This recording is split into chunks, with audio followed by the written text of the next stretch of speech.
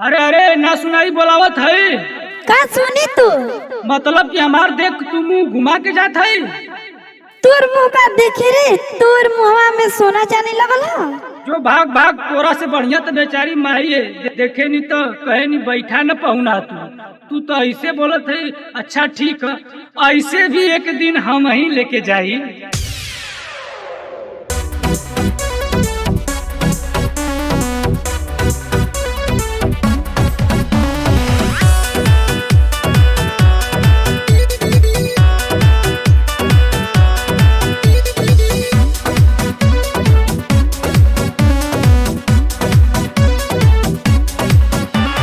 हमर से तोर बिया होई बबुनी, हमर से गवना रे, हमर से गवना रे।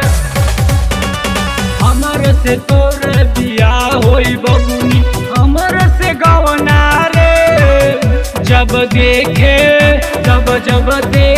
तोर माई कहे हमर के पहुना रे। जब देखे तोर माई कहे हमर के पहुना रे।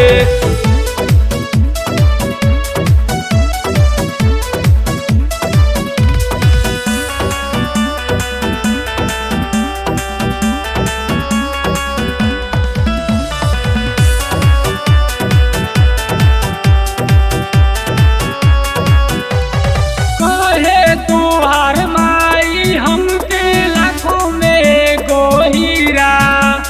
जाइला जब गली में तोरा बैठ के देवे पीड़ा, बैठ के देवे पीड़ा। कहे तोहार माई हमके लाखों में एगो हीरा। जाइला जब हम गली में तोरा बैठ के देवे पीड़ा।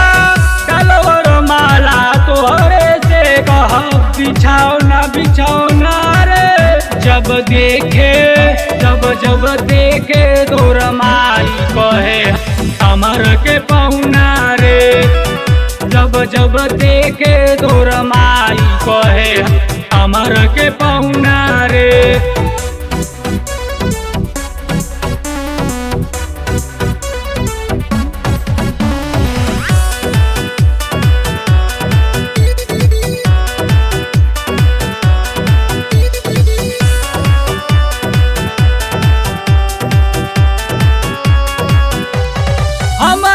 जैसन मिली न तो के भेल होई होशियारी।